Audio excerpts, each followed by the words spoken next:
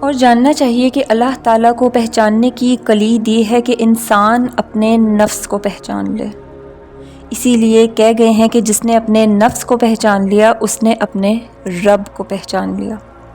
اور اسی لیے حق تعالیٰ نے فرمایا ہے کہ ہم آفاق میں اپنی نشانیاں لوگوں کو دکھاتے ہیں تاکہ حقیقت حق ان پر ظاہر ہو جائے،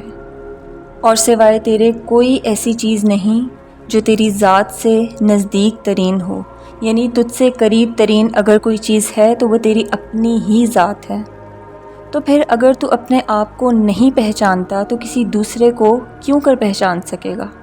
کہ وہ تو بہرحال تجھ سے اتنا قریب نہیں کہ جتنا تو اپنے آپ سے ہے۔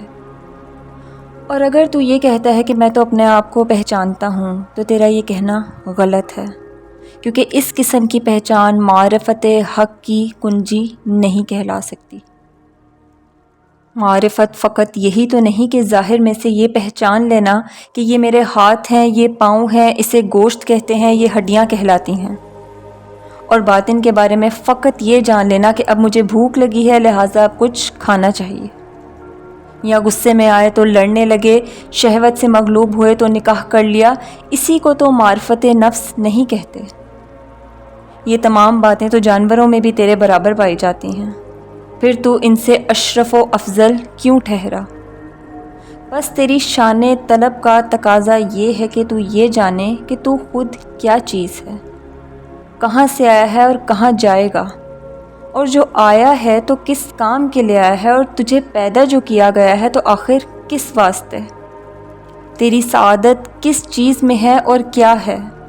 اور تیری بدبختی کیا ہے اور کس چیز میں ہے؟ اور یہ صفات جو تیرے اندر جمع کر دی گئی ہیں، جن میں سے بعض حیوانی ہیں،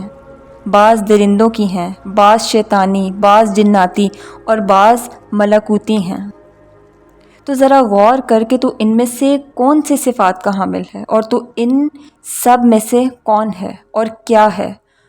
تیری حقیقت ان میں سے کس سے قریب تر ہے، اور کون کون سی صفات ہیں جن کی حیثیت تیرے باطن میں غریب و اجنبی اور عارضی ہے؟ کیونکہ جب تک تو ان حقائق کو نہ پہچانے گا تب تک تو اپنی سعادت کا طلبگار ہو ہی نہیں سکتا، کیونکہ ان میں سے ہر ایک غذا علیحدہ علیحدہ ہے اور سعادت بھی الگ الگ ہے۔ چوپایوں کی غذا اور سعادت یہ ہے کہ کھائیں، سوئیں اور مجامعت میں مشغول رہیں۔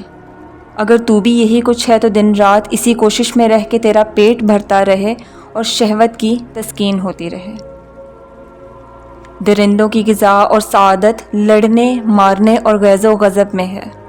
اور شیطانوں کی غذا اور سعادت شر انگیزی اور مکر و حیلہ سازی ہے۔ اگر تو ان میں سے ہے تو انہی جیسے مشاغل اختیار کر لے تاکہ تیری مطلوبہ راہ تجھے حاصل ہو سکے۔ فرشتوں کی غذا و سعادت یہ ہے کہ جمال الہی کے مشاہدے میں غرق رہیں۔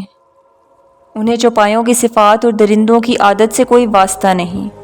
تو بھی اگر فرشتہ صفت ہے تو کوشش کر کے ذات باری تعالیٰ کو پہچان سکے،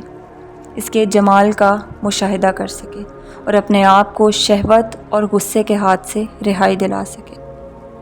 اور طلب کرے تو بس اسی ذات یکتا کو کرے، تاکہ تجھے یہ بھی معلوم ہو جائے کہ تیرے اندر ان حیوانی اور بہیمی صفات کا پیدا کرنے والا کون ہے، اور یہ حقیقت بھی منکشف ہو جائے کہ پیدا کرنے والے نے ان صفات کو تیرے اندر جو پیدا کیا ہے تو کیا اس لیے کہ وہ تجھے اپنا اسیر دام بنا لیں اور تجھ پر غلبہ حاصل کر کے خود فاتح بن جائیں، یا اس لیے کہ تو ان کو اپنا اسیر و مسخر بنا لے اور خود ان پر غالب آ جائے، تاکہ وہ سفر آخرت جو تجھے درپیش ہے اس کی راحت کا سامان کر سکیں، یعنی اپنے ان اسیروں اور مفتوحین میں سے کسی کو اس سفر کا گھوڑا بنا لے، کسی کو اپنا اسلحہ بنا لے، اور یہ چند دن جو تجھے اس منزل گاہ یعنی سرائے فانی میں گزارنے ہیں ان میں سے اپنے غلاموں سے کام لے،